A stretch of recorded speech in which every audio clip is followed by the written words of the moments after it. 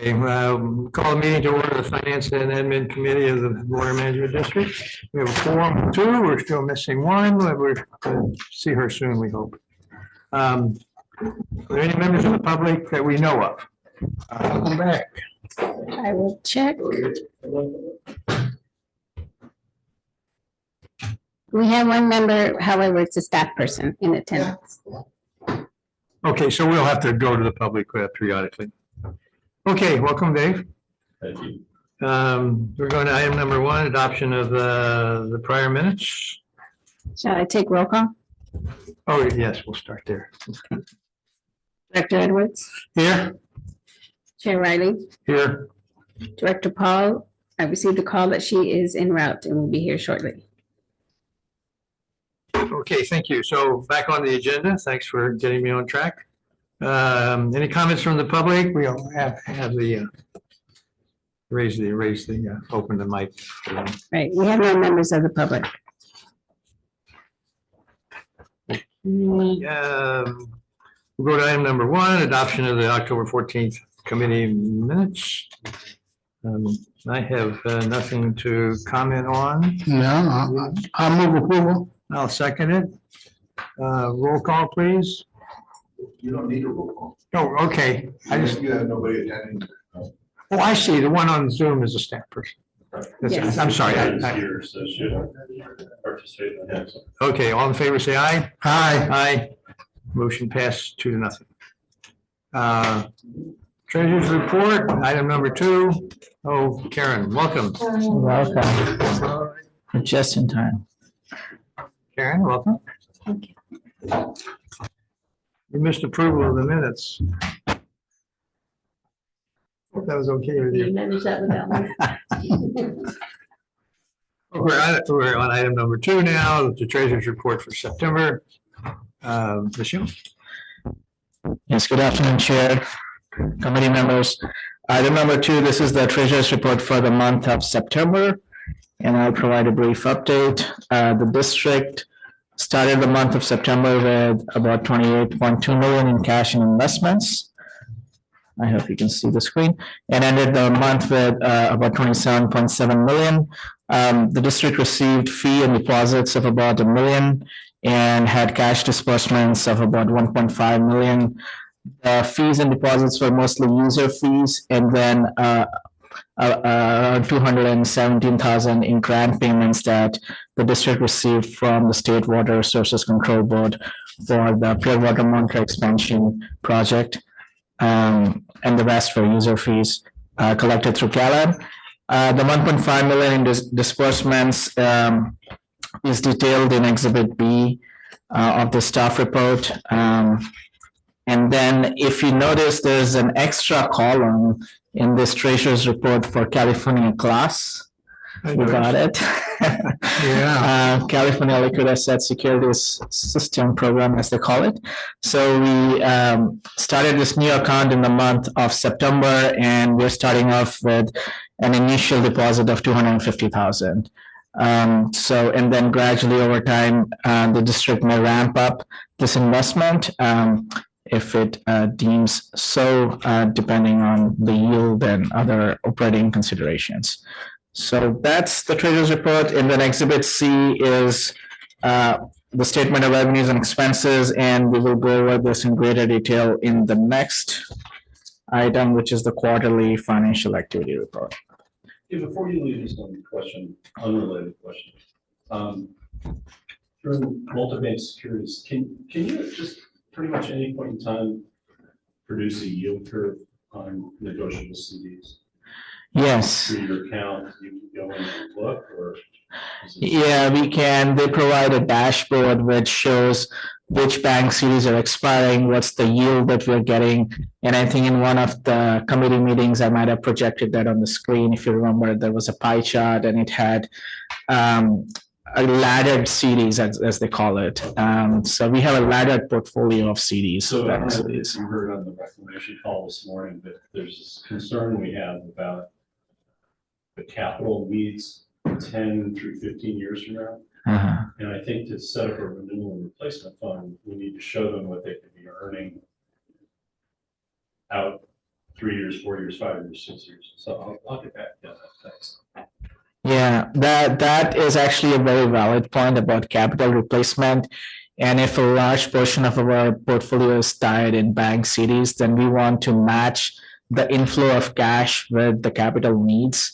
And but right now we are heavily invested in LAIF, which is very liquid, and we have 12 million there. So that's not that big of a concern, but it could get there if we didn't have that much in LAIF. And I'll get to that in the treasurer's report for the quarter. Okay, I was pleased to see that not only class, I know we added class some months ago, but to see that it passed your muster, passed your thresholds to put some money into it. Anyway, just a small item. Okay, what do? We need to receive this report or approve this report? Adopt the report. Okay, I'm looking for a motion to adopt, and if there's any other comments. I move to adopt the treasury report for September 2024. And I would second that for the moment. All in favor, say aye. Aye. Motion passes 3-0. Item number 3. Just, Sorry. technically recommending adoption to the board, I think. Okay, Yeah. yes, okay, correct the motion. Okay, item number 3 is the first quarter financial report. Yes, I'll go over this item as well. So this is the financial report for quarter 1 of fiscal year 24-25. So that's July 1 through September 30th of this fiscal year. And we're comparing the year-to-date budget with the year-to-date revenues and expenditures. And that's what you're seeing here. Let's see if I can move my cursor. On the third column, that's the year-to-date budget. And this is just our entire budget, 25% of our entire budget. And we're comparing that with our year-to-date revenues on the top of the table, and then the year-to-date expenditures at the bottom. So at the end of quarter 1, our year-to-date actuals were 46.2% of our year-to-date budget, and our expenditures were around 40% of our year-to-date budget. So that's what you can see on the bottom right here and here. And I'll just go in greater detail in the next slide here. So this slide is comparing the year-to-date budget in red or orange with the year-to-date revenues in light blue. And I'll just go from left to right. So this chart basically assumes that we are getting our revenues evenly throughout the year, but that's obviously not the case. Our property taxes are received in installments. And so the first installment of our property taxes we receive in December.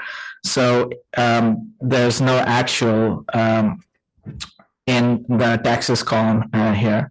And then the user fees that you see here, this is for the first 2 months of the quarter instead of the first 3 months. And you can see that the user fees, the year-to-date revenues for the user fees is very close to the year-to-date budget, even though this is only 2 months of revenues. And then the pure water water sales, this is slightly lower than expected because we received less water for the month of July.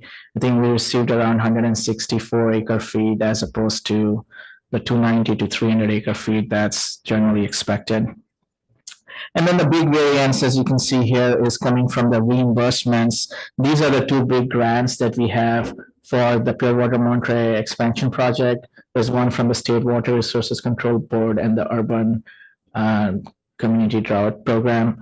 And then the IRWM grants, that's the other bar that you see. So we haven't received revenue for those because that's tied to actual expenditures. But on the operating side, the revenues are on track. Our capacity fees, which is a very small percentage of our overall revenue, that's higher than budget at this point. And our interest is also, I'll have to check interest, but interest payments are also higher than last year.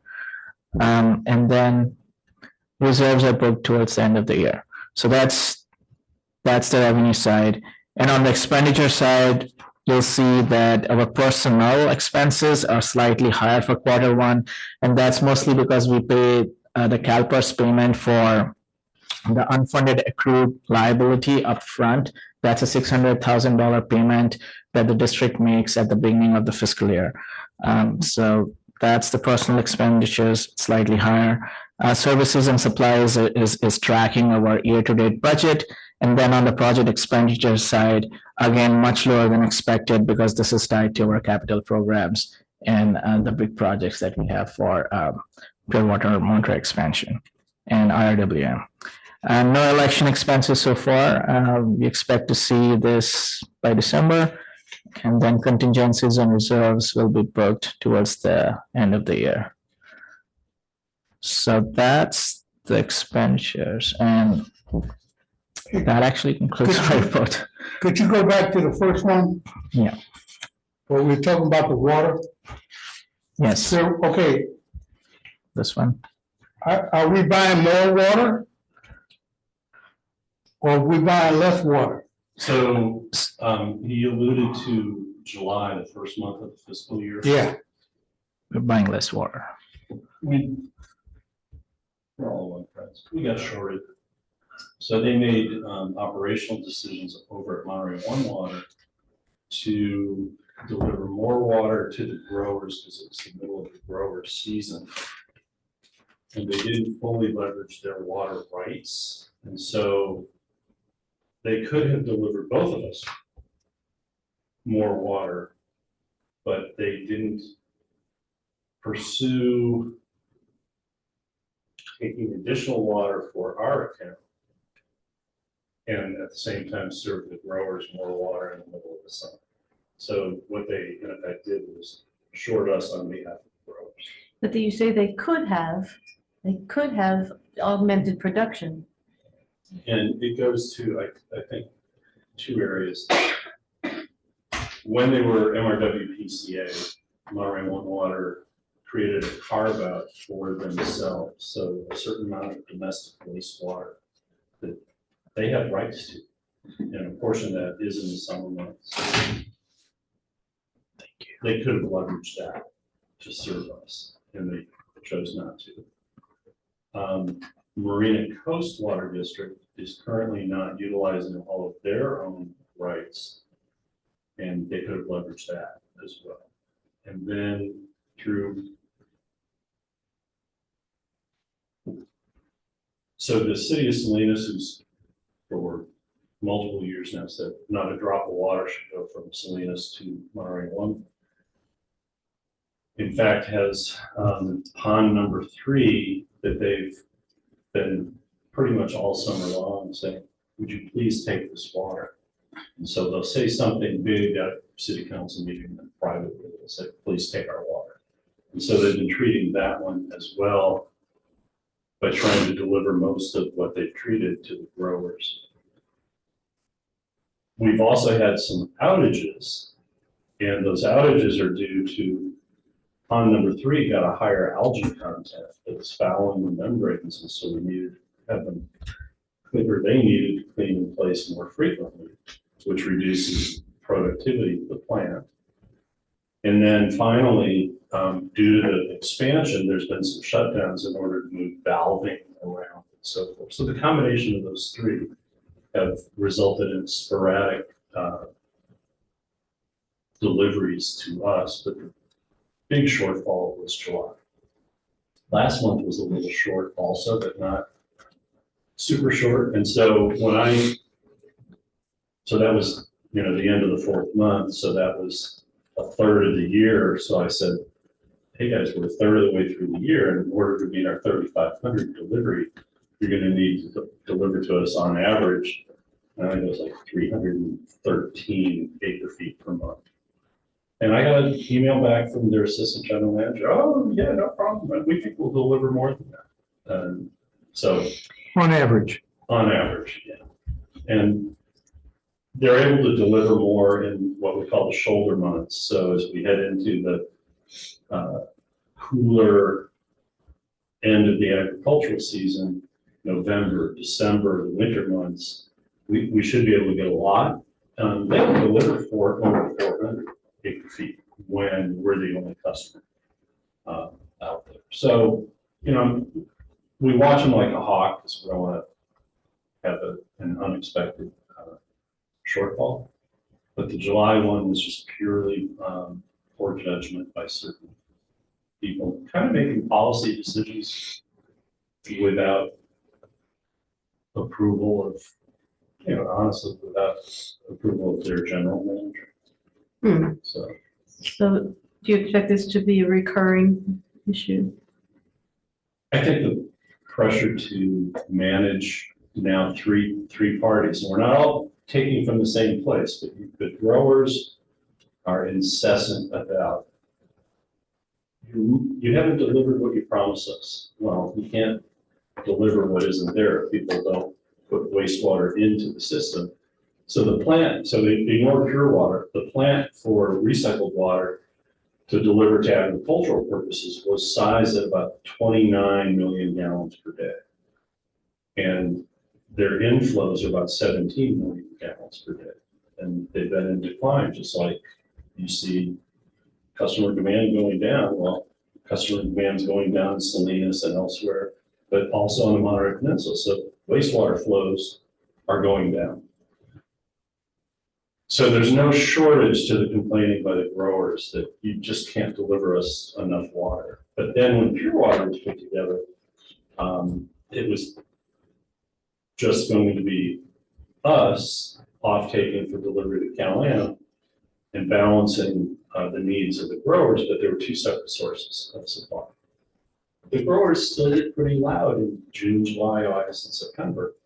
And so even then, in the first couple of years of pure water, there was some balancing going on where we're like, well, you know, yeah, you could have our rights to domestic wastewater or Marina Coast rights to domestic wastewater, but we're still going to deliver that to them. We'll make you up in September, October, November. And it all worked out. You know, we haven't missed a beat. But then Marina Coast Water District came online last year. And so they're now irrigating Bayonet and Black Horse. That's like 400 acre feet per year that needs to be met. Now it's being met with Marina Coast's right to their own wastewater. But that was also a right that when pure water didn't exist, the growers had quiet enjoyment to that unused wastewater because Marina Coast didn't have a way to use it. We didn't have a way to use it. So nobody was calling on it, so they got used to using it. And so when the growers see that portion taken away from them, they're like, stealing our water again. And it's like, no, this is a right you've had for 24 years because we didn't have a way to utilize it. Now we do, we're going to irrigate a golf course. So you're going to lose 400 acre feet in the summer months because that's when you need to irrigate. So there's, you know, it's a little bit of a dynamic system that people are still getting used to. But even Monterey One Water at times, it's like, growers really need the water. You know, let's see what we can do, and get a little bit less than we could legally have rights to.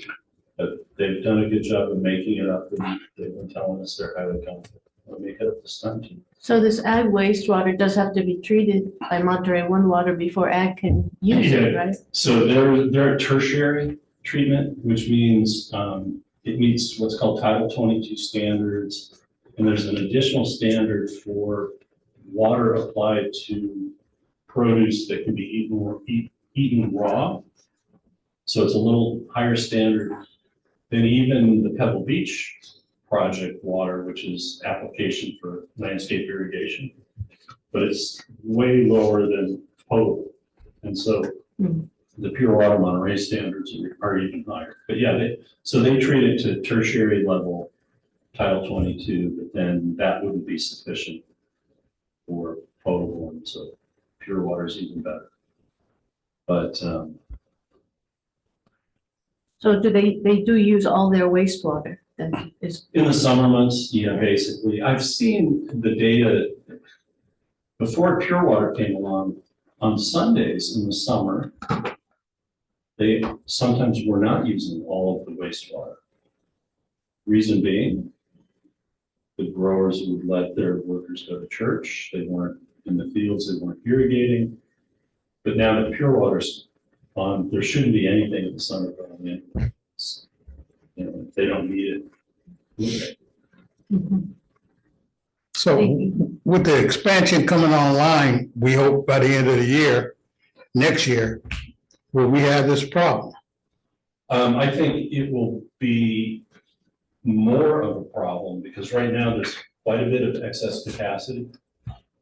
And I think the way the project's being built is it'll be closer to running at capacity, so there'll be less chance to make up. So we'll, you know, hopefully we'll have fully funded our reserves. So we're not counting on there being excess at the end of the year to fill up our reserves. You know, we're about 600 acre feet short on the reserve number. So we might be able to make that up in the next couple of years. So assuming that's the case, then we're not begging for, you know, 1 month of free deliveries, or not free, it's actually very expensive because it's our dollar at that point. But the last 2 years, it's taken 11 months or part of 11 months to deliver the 3,500 contractual obligation, which gave us 1 whole month to deposit into reserves. I think last year was half of May and all of June. So that's benefited us and we've counted on it. This year, when you start with 164 acre feet of delivery in the first month, well, you're actually making it harder for us to get a whole month worth of deliveries from the reserve in the 12th month, if they're trying to make up for, you know, under delivery. So we're watching it really closely for those reasons, but to your point, it's more of how I'm viewing the numbers logically and a gut feeling based on what I know, but it's not 100% clear, but I think we're going to be tighter, which means a significant outage in 1 month could come back to bite us in the 12th. Well, I think you need to bring it up to the full board that we're about to put them on notice. Well, I'm going to request to put them on notice that we will not tolerate it. yeah, we need to cut them some slack because they're, just as I said, they're in the middle of construction, so they'll go through a period where we have to shut off the system to connect the new system to it, and we see it in a daily report, and it's like, what happened? And they don't always tell us, and so then you go, oh, Well, what happened? That's my point. If you're not telling us, Director Edwards gets a little bit upset because he finds out we getting shorted. And we promised that this project is gonna work. That's why we in it. So what we've done is, we've got District Engineer Maureen Hamilton now doing a 10-day check every month. So the first 10 days, is there need for a warning flag? The first 20 days, is there need for a warning flag? So I think we've got, and then we send them the monthly report that we send to Cameron. But when we send it to the Monterey One folks, we usually editorialize in it, like I mentioned, hey, by the way, we're gonna need this over the next 8 months, or we're not gonna meet the contractual obligation, and let alone put anything in reserves, and then I get a comment back, like, don't worry. So we've got a feedback loop, but because we watch it, I think what you're saying, at some point, we may have to do, if it's not working out. I can't tell you it's not working out, it's just, it's one of those, we see something, we tell them something, they get back in line, you know, so right now it's a feedback loop kind of thing, right? Mm-hmm. good thing they're next door. The feedback loop you described sounds like a It's working. good, it's good. And they do you know when the new CFO's coming out? I don't. Yeah, I got an announcement that they hired one and there's a name on it. Oh, good. Okay. So we may be straying a bit from the agenda, but it is related to the expenditures. So anyway, but while we're in this report, if you could go to the very first page. Because I think there's 2 things that you mentioned, and the bar chart doesn't quite show it. Yeah. So you see the very top line water supply charge, Yeah, it'll always be zero now. Right. This fiscal year, and the 850 is just the 3.4 million divided by 4, so per quarter. Yeah. So that's a gap we're gonna have to fill, and we'll talk about it, the mid-year budget Right. cycle. And he talked about property taxes coming when it comes. But I want to make sure I heard correctly, the user fees, the year-to-date budget is a quarterly budget, so 3 month. Yeah. Yeah. But the revenues are 2 months. The revenues are 2 months. That's right. And so that is a positive thing because with 2 months of revenue, we are still at 91% of year-to-date budget. And what's important there is the rate cases for years 24, 25, and 26. Because we're in 24, the commission granted them the inflation adjustment for the test year. But they didn't get adjustments in their surcharges, and they didn't get the full test year bump. And the way the rate cases are done, it's usually a big number in the first year, and then the second year and the third year are closer to inflation. So what we're seeing is the rates are only inflated by escalation, and we're still at 91%.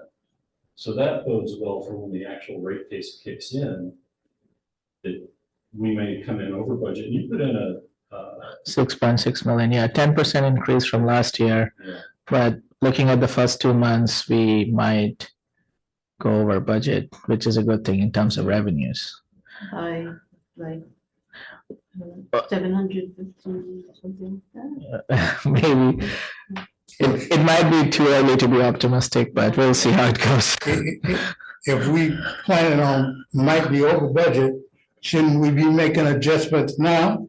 So we don't go over budget? No, No, this is the revenues. revenue side. So that's gonna help offset the loss of the water supply charge. Okay, that, And maybe I should correct myself and not use the word budget because budget is strictly used for expenditures. We call it estimated revenues. So estimated revenues are, we are lower on it, so we might get more revenues. User fee revenue. User fee Okay. revenue, yeah. okay, thanks for clearing it up for me. Yep. So when we head into January, February timeframe on a mid-year budget adjustment, we'll have a better sense of what the user fees gonna look like. And then by then we'll know, I hope we know what the rate case ends up being. Right. Yeah, we do have a footer here that the water supply charge is discontinued and the budget's gonna be updated at mid-year, so it's gonna be a fun mid-year process. Without an explanation, but isn't the ag group also eyeballing Water Plus, not Water Plus, Monterey One, for their calculation of water and availability of water for CSIP and all that? I mean, isn't there another track of? There's two tracks. One is the, which you saw, the audit on administrative overhead Right. and the billing. But then, yeah, they want to better understand the source waters, due in no small part to just how their agreements have been negotiated. There's an older agreement that said any new source waters, meaning new connections to sewer systems that weren't already in place as of the date of that agreement would be split 50-50. But prior to that agreement, it was 100% going to the growers. And then there's issues about if it's backflush inside the plant, Monterey One considers that to be 100% theirs because it's already wastewater. County said, well, it should be 50-50 because it's a source designated after a certain date. At one point, the county said it should be 100% theirs because it would be coming from waters that were 100% theirs except for, anyway, there's Yes, a sir. whole, you are correct. Okay. And there's a whole series of, it's kind of like 14 different potential points of supply. And they want greater transparency. Okay, well, that's kind of good to hear. I mean, I mean, it's not good to hear. It's good to know that we're not the only ones kind of on their backs. I mean, we're more friendly than they are. I mean, I think that's maybe a plus. Let me just get off on a different subject. The ponds for CSIP were what, algae loaded or whatever you call it? Well, it wasn't- Who's responsible for fixing? I mean, is Not it? really CSIP. So these are the industrial ponds where the produce wash water, typically produce wash water, it's the Salinas industrial wastewater facility, but it's basically Oh, they're ponds. water from the washing operations comes all the way out. Then they have an aeration system that just blows it up into the air, which helps release a lot of the things. But when they're kind of at their limits and they're worried about their permits with the regional board, it is easier for them to say, offtake some of this. And so it flows from pond to pond to pond. But, you know, sometimes these ponds are shallow and you get sunlight coming in. I mean, it's just like a lake you look at and it'll be green with algae, you know, processes. Eutrophication. But anyways, algae grows in the right set of conditions. Now, they could adjust what they do out there in Salinas, and they've been told they could adjust. But if they hit a certain point, Monterey One just says, we can't take it anymore. And so they've been having this discussion all summer long about who should be responsible because, you know, you have to do what's called clean in place, where you kind of reverse the flow in these big filter canisters to push stuff that's on the screens Yeah, off. push it out. But the stuff shouldn't get there in the first place if you're doing what you're supposed to be doing at the source end. So that's what's going on there. But that's affecting not CSIP's water, it's affecting our water as it comes in. So, Well, and I'm also curious about the status of the state water board's decision. I think it was, I'm not sure who it was, maybe the water department at the state. Direct potable use, direct use. I don't know. yeah, direct potable reuse. Reuse, yeah. They promulgated regs late last year. And they exist, but our thing is built on indirect potable Right. reuse.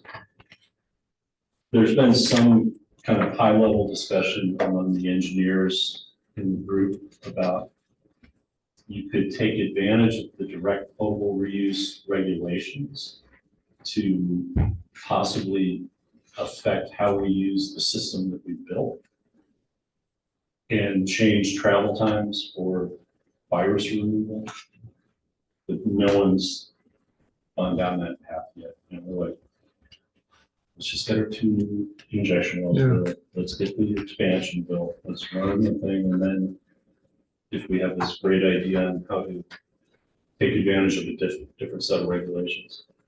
The problem with direct potable reuse is you need greater monitoring on the front end for somehow to detect non-spec water getting in. And right now, we're still going through with the Division of Drinking Water, an emergency response plan for non-spec water. Because it's Cal-Am is the regulated, but we are the provider. So we're trying to get an engineering report approved by the Division of Drinking Water, who doesn't always tell us everything they've talked about with Cal-Am, because Cal-Am is their client. So we've got a whole bunch of things we just need to wrap up in a bow before we even look at can direct potable regs be applied. Which is 5 years or so. I mean, for some period of time. Yeah. Or less, but Yeah. Okay.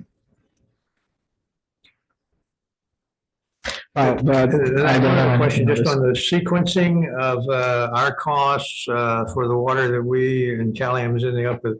What's the sequence, the timing sequence of they incurred the cost, they bill us, we bill, we pay them back, we bill Caliam, Caliam pays us back? I mean, what's the timing of that kind of series of steps? The eternal timing is we want to get the revenue first and then incur the expense. So when Calam pays us and then we pay Montreal One Water, because that, if it's the other way around, then it would affect our treasury operations negatively because this is a $1 million payment that's going back and forth every month. So that's how we do it. So if we don't get the revenue from Calam, then we will hold off on paying Montreal One Water. And I think we have a 45-day window to pay them. And so far, we haven't been in a situation where we haven't received the payment in time from Calam.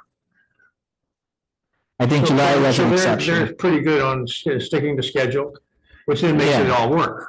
Right. Yeah, but we are playing float with them because they're paying employees in real time, they're paying for chemicals in real time, they're paying for energy in real time. So and the price of water is budget based. So when they produce that water, they've actually spent money to produce that water. And so they bill us usually like the first week after a month is closed. Mm, And then we hold on to that bill from them based on us receiving revenue from Callahan. So Right. I think we've made them the bank. It says it would affect our treasury operations, it would probably affect them theirs. right. Yeah, this is from my days working with a general contractor. It's like we're treating Montreal One Water like a subcontractor, and so you want to be paid first before you pay your subs. So that's the idea. Yeah. Yeah. Well, I know it's not simple, but it's big money. Okay, that's for the side comments all the way around. I think this is interesting and verbally interesting discussion. It's triggered by just a simple treasurer's Revenues. report. Yeah, Any yeah. motion on this? Did we finish the report? I don't have anything further. That was those slides were everything that I had for the report. Was there anything significant in the revision? There were some typos that got corrected on the charts and the labeling of the charts. That's it. The labels were corrected. Okay, so the motion to approve this report? Recommend. I said recommend. Recommend that the board receive, is that right? Receive the report. Second. Motion is made and clarified and seconded. All in favor, say aye. Aye. Aye. Motion passes 3-0. Recommend the committee adopt a statement and ratify the president during the month. Okay, well, thanks for just helping me through that. Item number 3 is the quarterly financial activity report. Same as well.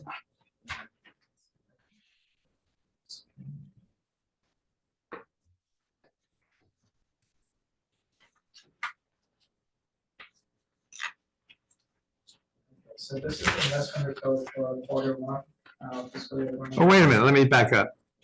Did I just call the wrong item? I said item 3. I think we're on 4. Yeah, we're on 4. I'm sorry. Okay, item 4. I'm sorry.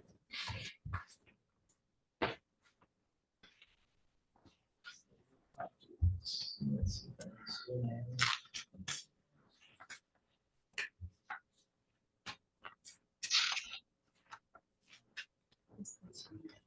Yeah, all the way down in the right-hand corner of the magnifier.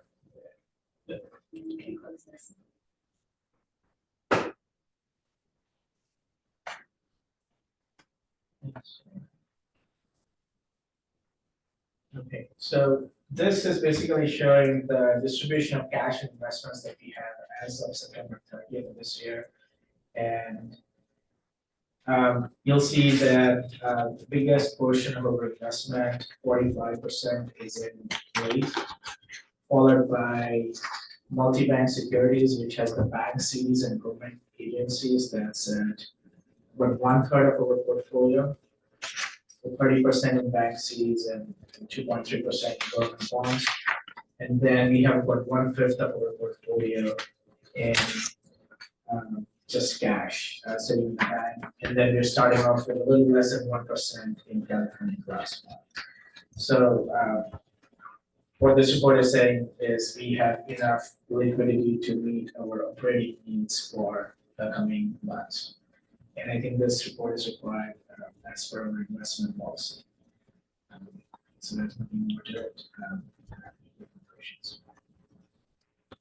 Just one, and through the chair, if I may. Yes. So we'll expect to, over time, increase the amount we're putting in the class fund.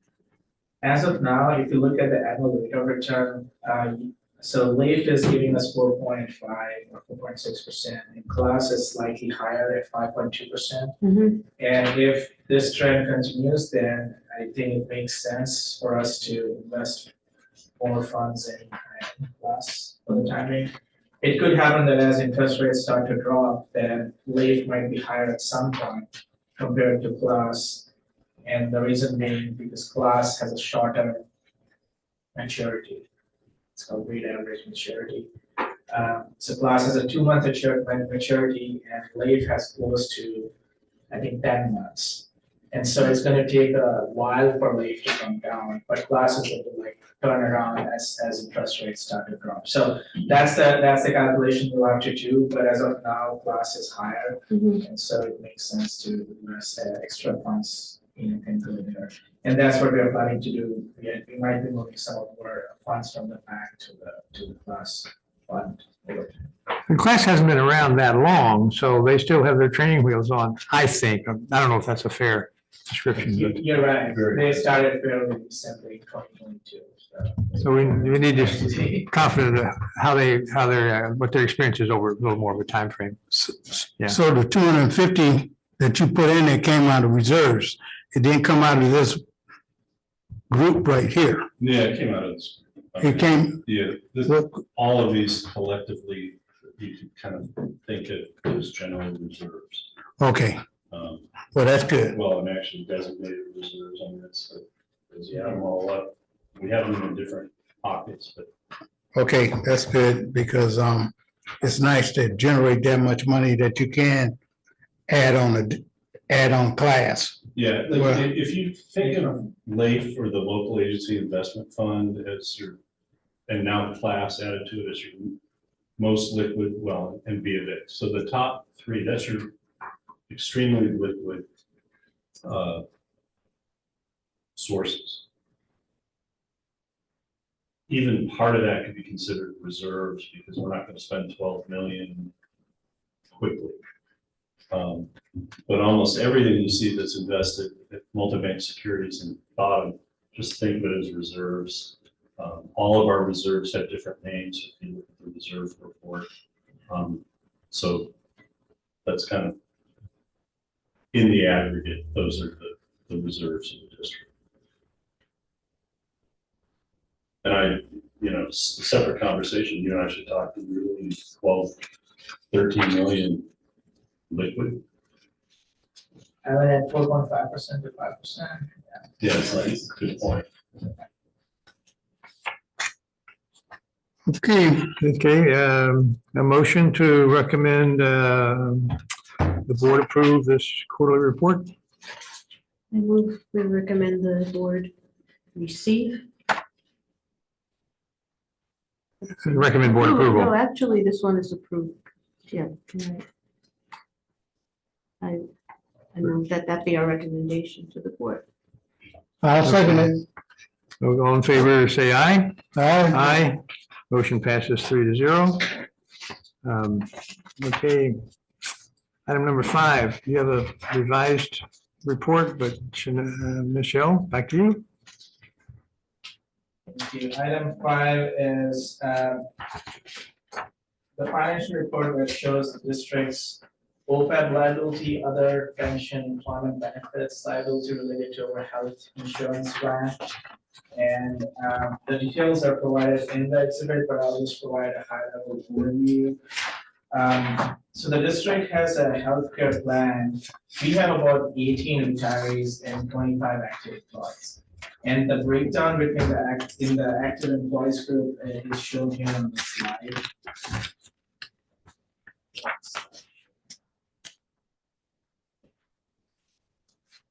So there are two tiers of benefits that we provide. I'll start out with tier 2. So employees that are hired after July 1st of 2013. The district would offer them $540 a month if they were to retire from the district and if they meet the eligibility criteria, which was revised in this MOU. This time around, the MOU was redone. I think that's like a 5-year minimum time that needs to be with the district. So that's tier 2. And then tier 1 employees with less than 15 years of service get the same benefit as tier 2 employees at $540 per month. And those who have more than 15 years of service get that increased benefit of $14.55 as of 2024, and that's escalated by 3% every year. Question? Yeah. Are those contributions for premiums for non-Medicare plans? I ask because the premium cost is probably less than that, I would think, for Medicare. So we do require Medicare eligible retirees to have Medicare. And so then it's supplemental plans that, So the cost would be less than like $1,400, the premium would be. well, I don't know, I've not looked at it, maybe. I have looked at someone who recently retired and gets Medicare payments, and his cost is less than the $14.55. Yeah. So they get some supplemental, so they pay for supplemental, I think Medicare Part B, but that is less than the $14.55 that shows up. So to answer your question, yeah, someone who is Medicare eligible would, the district would probably be spending less than what's shown. So the employee number, like tier 1, I got one paper here, one report that's saying, tier 1 plan went from 9 to 8, now I got 7 up here. I think we had to go back and change our numbers. So what- it should be 7 and 18. If that's not the case, then Okay. we can the report to reflect that. Or what was, I thought it was. It was on the revised, You know, looking at 3 of them, just about. One in the packet, one I got the other day, now I got, the one you got the other day, the supplemental and what's in the red folder is the same. okay, And it's, the Thanks for the changes are correction. shown in red in the back of item 5. It All says right. revised. Yeah, we had to go back and make some changes. To this, because this is exactly the same as CalPERS. CalPERS tier 1 and tier 2 is different than OPEB tier 1 and tier 2. Oh, okay. Like for instance, I'm tier 2 here, or I'm tier 1 CalPERS, so some minor Okay. adjustments. So that's a summary of the benefits for the different tiers. So this is what's shown in the OPEB report. Our OPEB liability went up by 4.6%, which is not out of the ordinary. So right now, the district's OPEB liability stands at 5.2 million. Last year it was at 4.9, and so that's the $230,000 increase, 4.6%. And our funded status is at 11%, which is, which is quite low. And so I think over time, the district may want to consider targeted solutions to bring this funded status up. But there are other factors to consider, like the litigation and other contingent liabilities that we are also considering. So at some point, we would need to look at this. The district is setting aside $100,000 a year in its budget to fund for this OPEB. There's an OPEB reserve. Right now, it stands at $600,000. In the current budget, we are setting aside an additional 100,000, so I think you're looking at some of the costs. Do you think the board should consider Based on that increasing term sheet, the amount probably. put into the funds for the next budget? I would strongly I recommend mean, that. assuming they're gonna trial balloon You know, budgets are always Are we really gonna trade-offs be ready? between our So we needs, could- and so most of, if you want to secure our, this is about financial sustainability, and so I would strongly recommend that over time, the district come up to like a 70 to 80%. And- 70 or 80%? for their status, that's what I've seen with other districts, other Oh. districts Oh. or jurisdictions. But that's gonna take sustained effort over multiple years. Mhm. So And when Dave comes back, might as I well mean, just maybe we should include let this them in know our the coastal budget. commission lawsuit got discussion. deferred. Well, I have some questions related to some of that same thinking. But So- anyway, you were gonna, We were just wondering if we should include in the discussion of the next budget to increase the amount the district is putting towards its liability every year. I mean, I'm not saying I don't know what the conclusion should, whether the answer should be yes or no. No, we should discuss that because we've only, 100,000 here, 100, we were just trying to enforce a minimum amount of discipline. Yeah. start. Yeah. So I'm sure there are, things to weigh on both sides and maybe but. Well, the other important thing is doing it this way, it's still discretionary. You can always claw it back. As soon as we set up a trust fund or make it so that it's Locked in. locked in, then you lose your discretion. So, you also don't want to be reported as the district raided the retirement employee fund in order to pay legal expenses in, Mhm. lost bench trial or something like that. So, but yeah, we should always have that discussion about, do we want to increase it? What are our options on both OPEB and PERS? And as we've talked about PERS, there's so many variables that in many respects, it's a phantom liability. There is a liability, but it's not like you could pay it all off and that it would stay paid off, or you could pay it all off and then suddenly you've overpaid. So, but yeah. So budget time, we will have that discussion. Are we getting too far ahead on trying to make some commitments here? I mean, to tie up some of that money, at the same time, we're still figuring out how we're gonna pay the taxpayer suit and the coming financing of what I hope is the acquisition. I would Trial, say, at least. I would say yes, that we are getting a little ahead. So if you remember the earlier slides, we've got about 27 million in reserves or on account right Okay. now. We haven't gotten our property taxes in, our revenues are going to be chunky and so forth. But part of that liquid LAIF is not going to be needed this year, so it's really reserve-like as well. And so we need to look at a few more months of the user fee coming in to know if we're actually running ahead. What the final approved rate case is going to be, because that might be an indicator of what the subsequent year's user fee is going to grow at. That growth is going to offset some of the water supply charge, because the water supply charge has been, just a flat 3.4 million.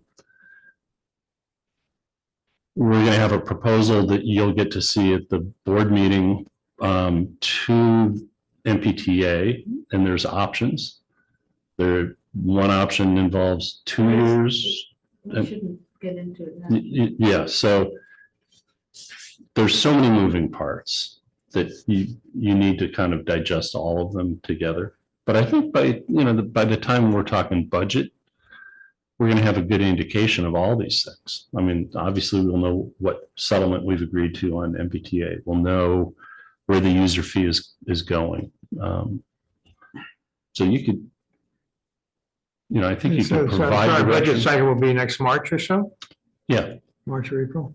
what you won't know is the outcome of the acquisition of the water system. And Right. that's, a huge other people's legal fees problem. So,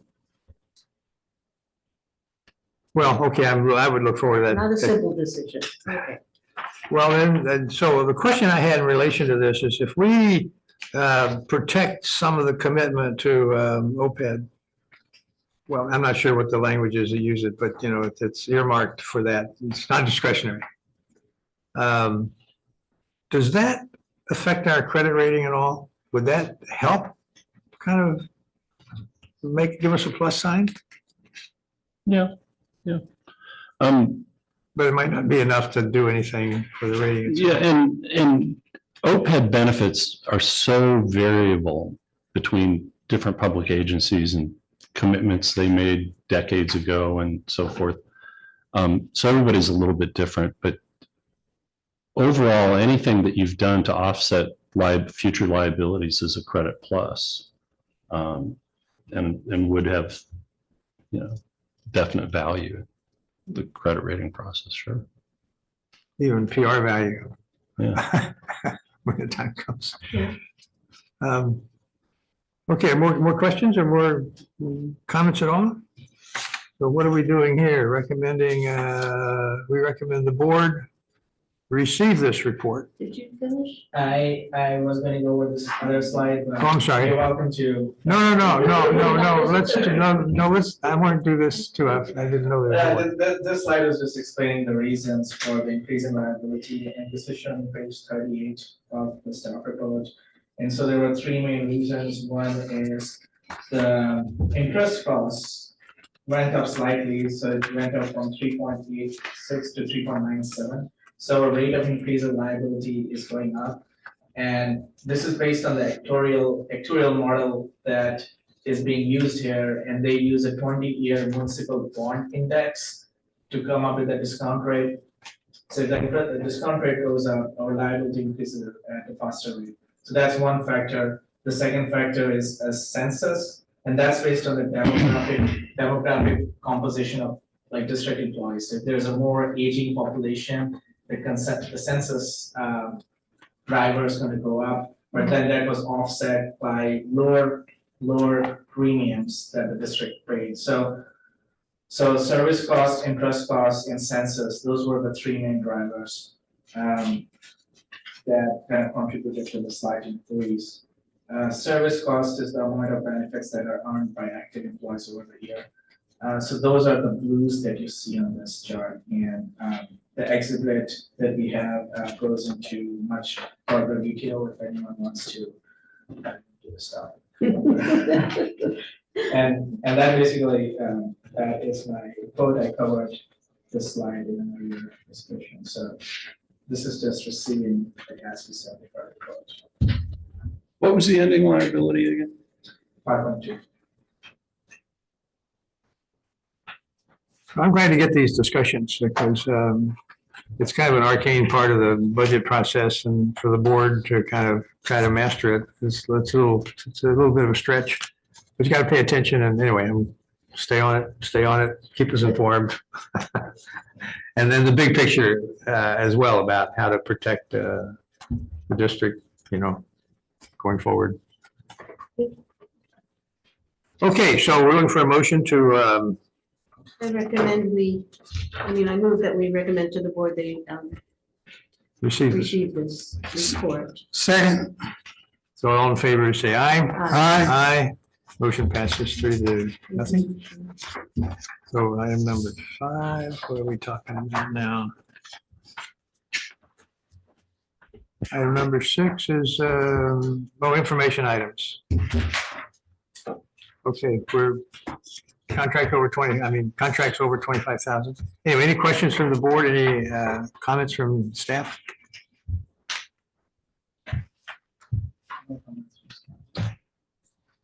Okay, well, they're familiar with that report. So let's just move that along to Just look at the item number discussion. 7. No, I got it. Status report on the public ownership expenses. I don't have any questions on 7. Uh, Something with 7, we got something on this upcoming agenda about on 7. 7 is, The acquisition of the water system, we were going to add a closed session onto this agenda on 3 items of litigation. One is the district's lawsuit against CalAm to acquire CalAm, just to provide status. There's no action that's going to be needed, but we wanted to give you a status. Okay, good. so Sarah, a closed session. Primary item, the MPTA lawsuit. And we will have this at 5 o'clock. Yes. All right, that's gonna make my. Technically, we should be listing all of the open MPTA, so it's MPA 2, 3, 4, 5, and 6. I can get you their numbers, because they just summarized them in a memo today. Okay. And then the second item will be, What we just talked about, the CalAm, Yeah. the domain lawsuit. eminent domain, and then the third item will be the coastal commission lawsuit. The City of Marina versus California Coastal Commission. And that's, again, a status report. Are we a party to that or not? Yes. Yeah, we in that one. Okay. Sure. Well, sometimes your brain gets full. Okay, well, that was a jump forward to the. Yeah, a little bit next ahead. report. So no more on item number 7. Other discussion, item 8, for contracting rate design consultant. So- Coming up on the next, That will be on the board agenda. It's not clear that we want to go through the effort, but we want to get board approval to budget money, allocate money and enter into discussions with the preferred consultant pending a decision to move forward. And this has ramifications, of course, on the taxpayer settlement as well. Anyway, we will bring to you an action item at the board meeting. I can tell you the range. So we went out to Raftellus, who's our current financial consultant for the acquisition of the water system. And they also take the cost of service model and then translate it to what rates would look like and try to give us talking points on whether you can reduce the rates to the customers. Bartle Wells, who did the previous study in 2012 that led to the water supply charge, and Mark Hildebrand, who Michelle's worked with and does, I've seen some of their work, Marina Coast Water District contracted with them recently for a rate study. Mark is tending to want to push this in the direction of increasing the user fee rather than reestablishing the water supply charge. I think tactically we would prefer to reestablish a substitute water supply charge for a variety of purposes. And at least the way the staff report will be written, it will be a replacement water supply charge. Or could it be a replacement for something else? It Not will main be, water supply. well, it could, but it would be at the advice of council and frankly, staff in general. It would be broader in its uses. mhm. It would be, there would be no citizens oversight panel and there would be no sunset. Okay, but they ain't getting me, Yeah. right now, water supply charge, because people set up there saying, okay, I thought they got rid of the water supply charge, now they're trying to bring it back again. We need to come up with a better name. Well, but there's also that discussion that the board had that said, gee, if you brought it back and said, this is just the same charge you've been paying all along, but we're setting it at a lower level, that had certain attraction to selling it to the public Okay, as well, so. we'll talk about it. Yeah. So anyway, we are going to bring you an item to authorize money and to begin discussions to be ready to go into a contract early next calendar year. Ultimately, you may elect not to proceed. So we'll try to advance it to a point where we know who we have them ready, but no money is expended until we give them the green light to go. So just on the timing of that, we need to completely settle the taxpayer suit before we start this, or do you see them happening at the same time? I think there's value in having the public discussion of this in advance of the settlement. This becomes a settlement lever, a settlement factor. Okay. I was trying to find a more oblique way to say that. This is a spade a spade. Yeah, we're sending a signal. Okay. Item 9. Well, I'm just on item 8. We need to, whatever we do in closed session, we need to not overlap or not repeat or something or other. There will not be, because this is not a closed session topic. The settlement. Okay. The settlement is closed session, but this is prospective looking. Okay. I'm glad I asked. Thanks. Okay, item 9. So item 9 is also still somewhat loosely defined, but getting better defined as of 15 minutes ago when a proposal came in. So we're in the eminent domain proceeding. Our 3 main pillars are that it will be more affordable for ratepayers, i.e. on the grand scheme, a lower cost to run the system. That's pretty straightforward. Trying to demonstrate ratepayer savings by tier 1, tier 2, 3, and 4 is going to be a challenge. But when it costs you, let's say, $100 million to run it under private ownership and $90 million to run it under public ownership, there's savings to the ratepayer there, but showing where and how it shows up is going to be the exercise.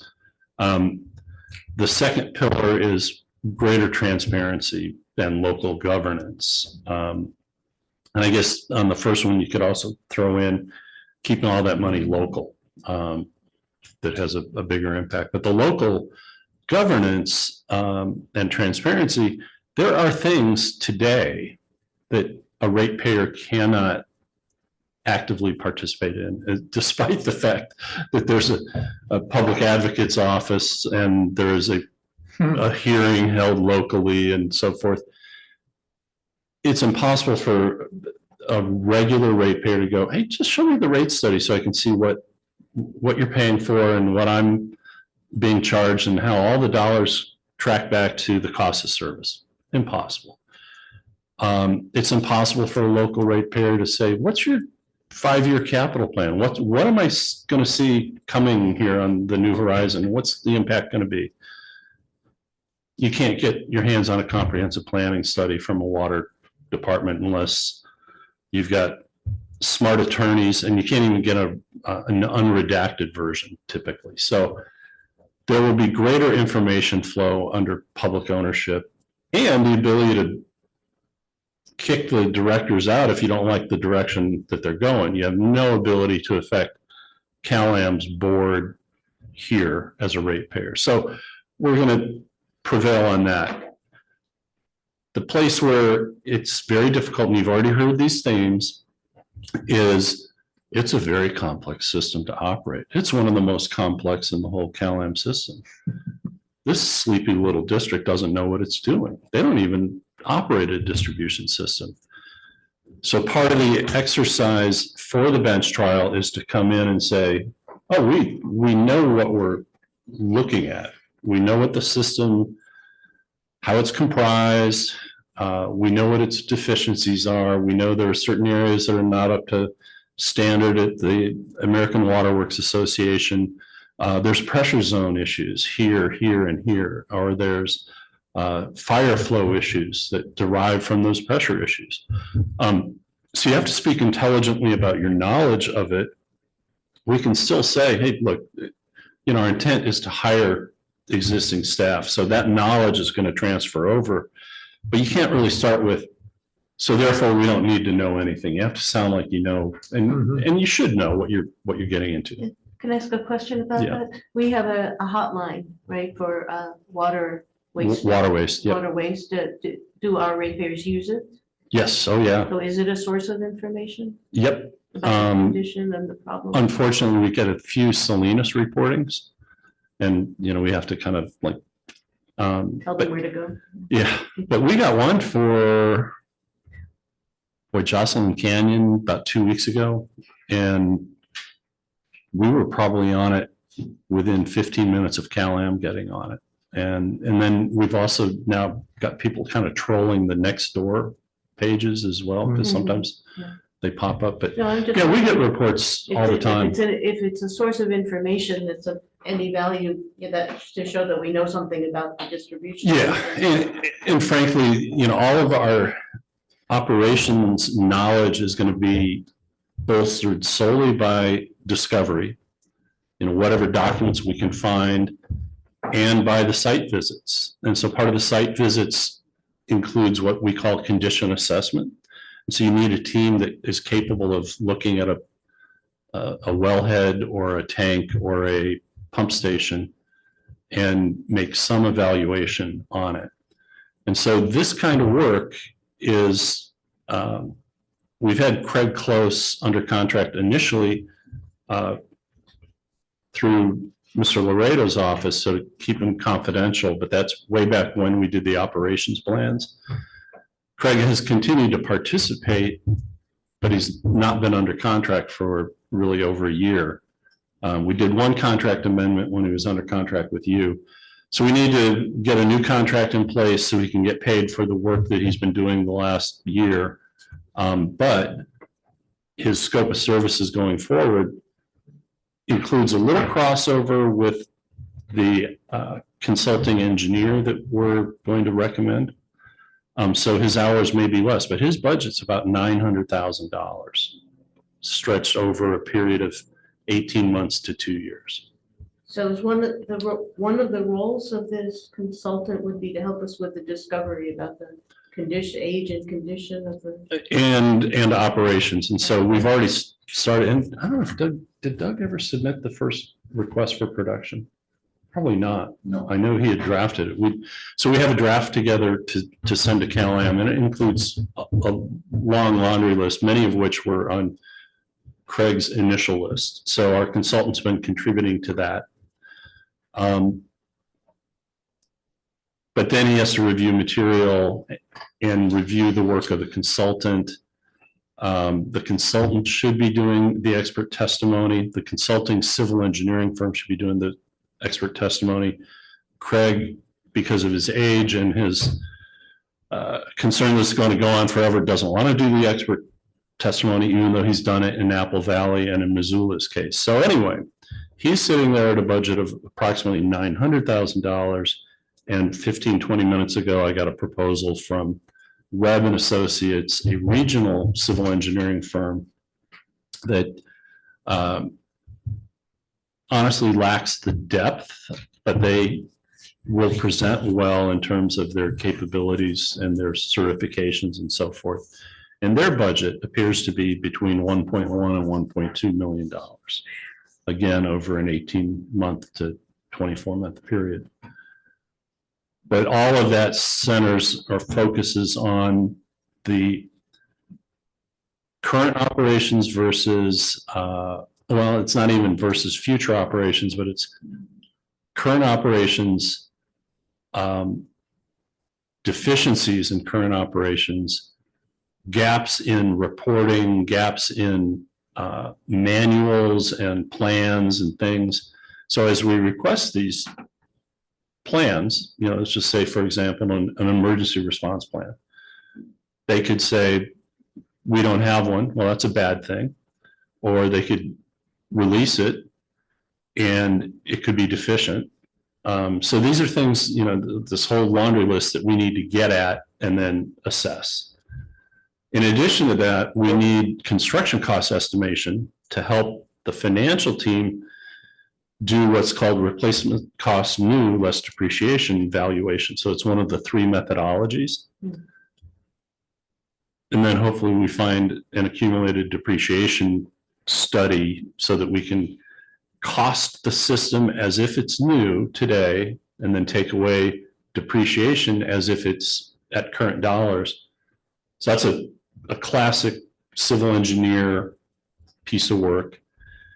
And then there's the, what would the capital improvement plan look like, and let's say maybe the first 10 years under public ownership, and how might we do that differently than it's done under private ownership? So they'll parachute a team in to come do condition assessment. They'll read all the documents to try to develop a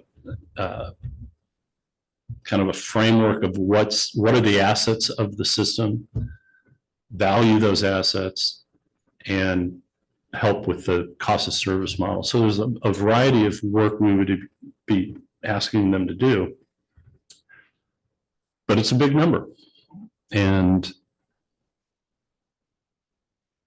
there are other firms that we have reached out to, and I'm a little concerned that we're not going to see solid proposals that can compete with this at this time.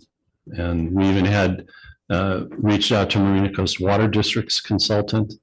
They were very interested until they conflict checked with Marina Coast Water District.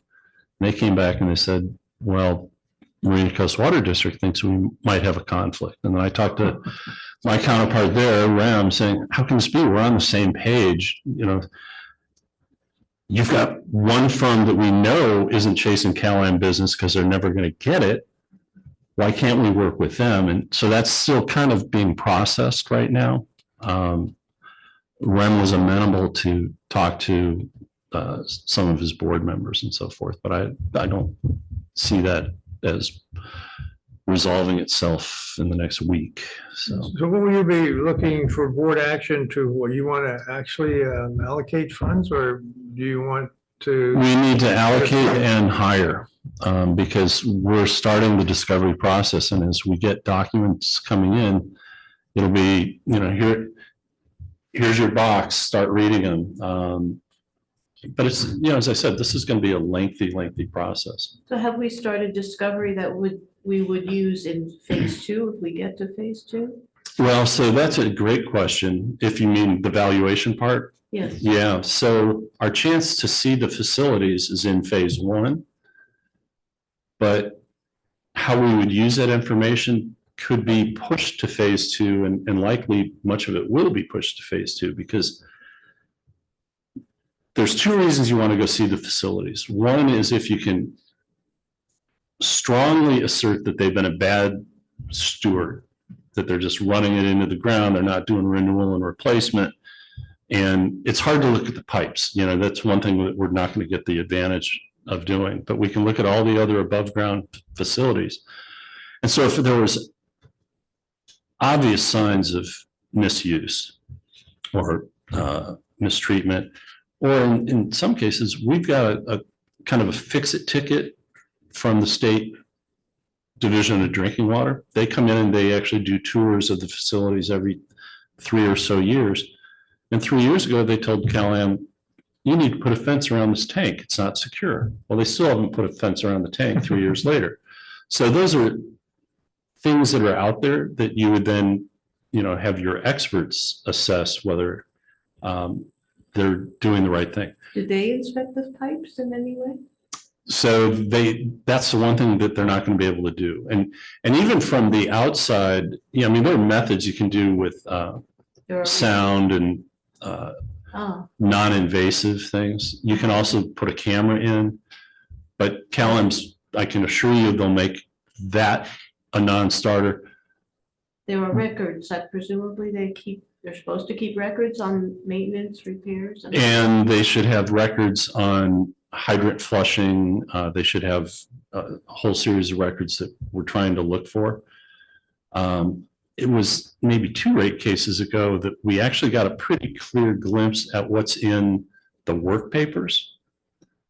So hopefully we can actually go back and find that and then turn it into a request for document production on the Yeah, current because they come set in of the rate records. case, they say we need all this money to inspect, to repair, to maintain, replace.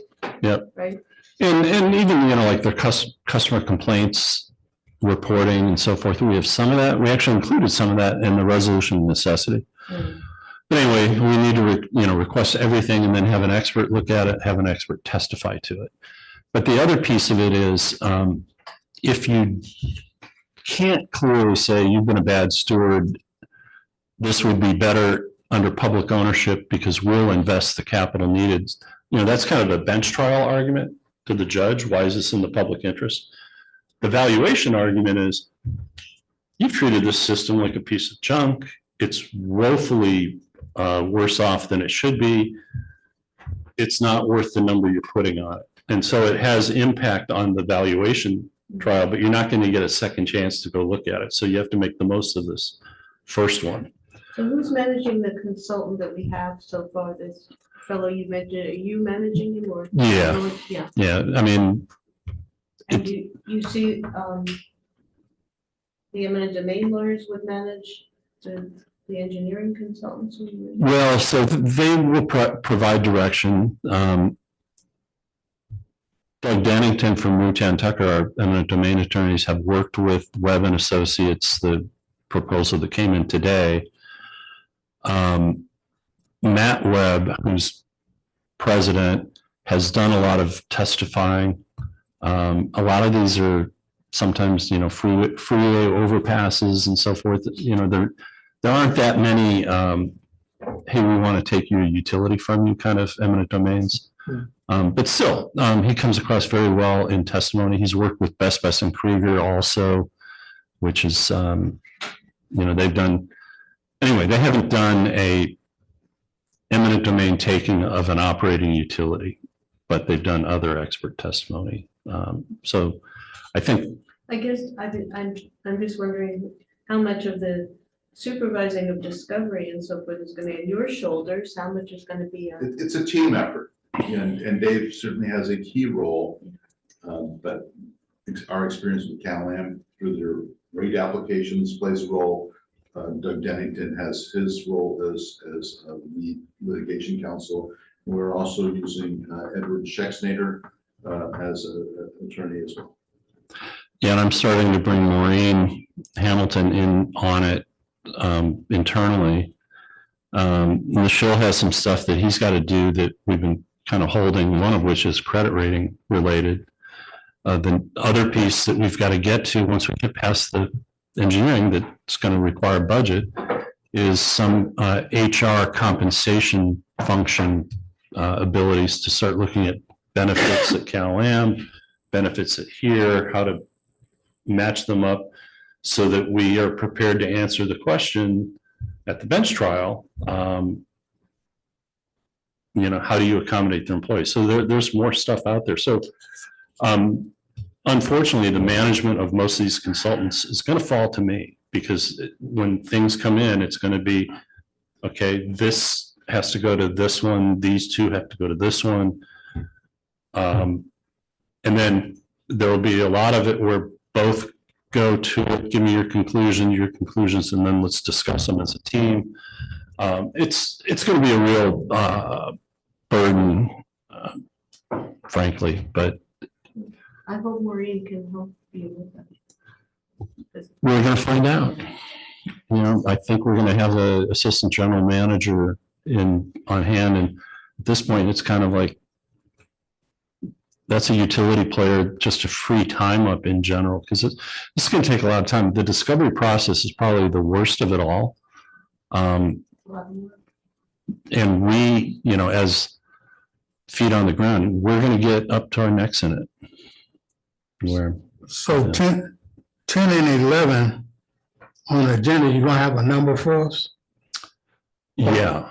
Okay. So on the rate study, we're probably going to ask you for $47,250, which is the highest bid plus 5% contingency. Okay. And then for the other one, we're going to have an initial not to exceed for Craig Close and Associates, of 900,000. I think it'll come in less because we control his hours. We control, where the focus should be. And then on civil engineering consultant, it'll probably be a not to exceed 1.2. So these are, not for the faint of heart. Okay, And we're looking at using reserves of sorts for at least the second one because of the amount of money that's involved. Yeah. But what I want to avoid, if we can, at their next meeting is some kind of linking the water supply charge and the phase out with the need for money. And I don't know, how can we separate that? I just don't know. Some members may be saying, well, that's why we need the order. Anyway. I just want to find a way that we can kind of short that discussion. Maybe that's not. It might be helpful to stick with the name water supply charge. And that this is, the water supply charge is to fund our water, all we do to solve the water shortage problem and so on. Well, and even the last time. That's what Percent said. In the ordinance. Yeah. That defined the water supply charge, it said, and water demand activities. So we could have funded conservation through it. We kind of rolled over with the pushback that we got from the Association of Realtors and the taxpayers. And we said, okay, fine, if we only focus it on water supply activities, does that make you happy? And it was, yeah, you better only focus it on water supply activities. And then we would get into the citizens oversight panel, and we would have discussions where one faction would say, well, your election expenses aren't water supply related. And the other faction saying, well, they have to run their normal business, so you need to allocate some portion of it to water supply, don't you? Our board is elected, so we have to pay election expenses. So you're never going to get away from that. Luckily, we interpret water supply activities very broadly. So any of our people working on water supply projects, water supply monitoring, the payments we have to make to the lab to do water quality analysis, all of that we included, which is also why the 3.4 million was never enough. Once we started doing projects, it was not enough. Well, one reason why we kept doing projects is because Cal-Am would not deliver on anything they promised. So by default, we're taking the lead. Yeah. I think it's a good point to just, in the way we speak about those money issues, to keep them separate. But I think what you're going to have, and Michelle has something to add, but I think what you're going to have when we get to budget, we should have a serious discussion about reserve policy, which he raised with me today. Because right now, I tend to look at that 27 million in the bank and I say, all right, let's say we've got 23 million to work with that I don't even consider operations, right now. Okay, what could go wrong? Well, you lose at the bench. What do we think we're going to potentially have as exposure? What are we going to spend on these consultants? What are we going to, and so as long as, if all of those go to the expense side and you still end up with a good number in your reserves, and we have to figure out what that number is, then maybe we don't have to jump right away at replacing the water supply charge. But you can also kind of see how you're doing in the Prop 218 process for getting a replacement water supply charge. It's not that long. It's going to be about a 4-month process. So, we could say, you know what, we're spending money we don't have, or we're spending money today that may leave us a little short a year from now, 2 years from now, 3 years from now. So you've got that in your ability, but yeah, what's it going to be used for? Do we expand the definition, still call it water supply charge, but clearly say it can be used for all the purposes of the district? And, I got to tell you, even the rate consultant, Mark Hildebrand, who said, oh, why don't you just increase the user fee and have Cal-Am collect it? there's some sensibility to that. It's much easier. But then it doesn't look like the water supply charge. And it's also less secure because you've got variability in collections and so forth. But because the way we had done it in the past was we picked a number that we were trying to raise, it's not a cost of service based exercise at that point. As long as the money you're raising is part of your cost of service, it's very easy to defend as that you're not over collecting. Well, you could do the same thing on the user fee even easier, because here we're breaking it up by single family home of this size, or this size, multifamily of this, cemeteries, churches, and so forth. There's a bit of work when you do a land use based fee. To just put it on the user fee, you could just say, oh, if I want to raise, we used to raise 3.4, let's just say 3 million. We want to bolster our account by 3 million. Well, you can do that math pretty easily. I'm not even sure we need to do all the things that Mark has suggested, where you look at 10-year capital needs and operations, pro formas, and so forth. But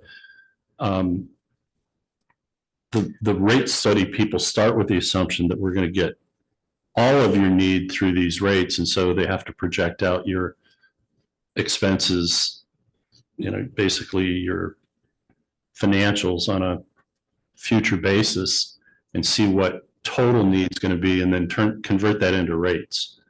That's not what we did with the water supply charge, and that's not what we're doing here. We're just backfilling a portion of our revenues.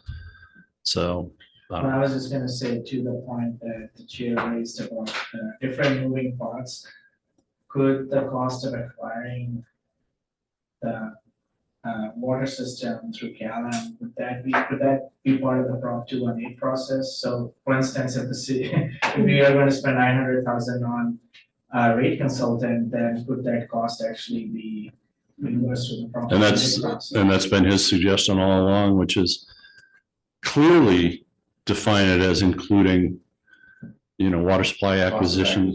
Yeah.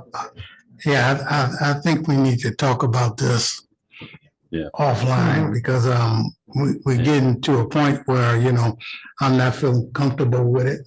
And you just mentioned one, because I believe in not buying CalAm, putting it on the property tax. We had said that. That's a reminder. So let's cut this off and do something else, and we'll talk about it offline. The second point is just a clarification. So for item number 8, staff intends to just get approval for the budget, but for item number 9, approve the budget and also enter into a contract with contracting firm. Yeah, and I think for 8, we're going to ask the same thing. So you and I will sit down and kind of go through the merits of Hildebrand versus Raftellus versus Bartle Wells, and because there's pros and cons to each. And since it's a professional services firm, our purchasing policy gives us the latitude to get the best consultant for the role. Yeah. Based Most- on price. Yeah.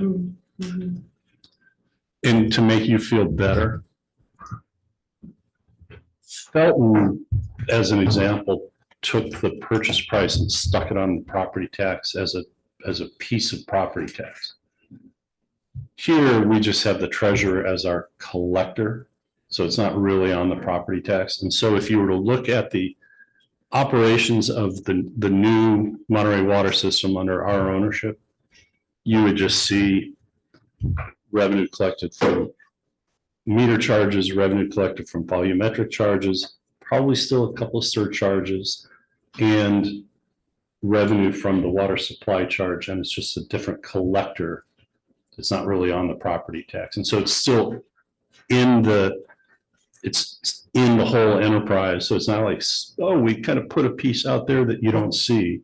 Well, You see it. I just know a lot of people listen to this meeting, and I don't want to put stuff out there that's going to get them riled up, that's going to march in. So we need to move on. So Chairman, this might be a good point to adjourn.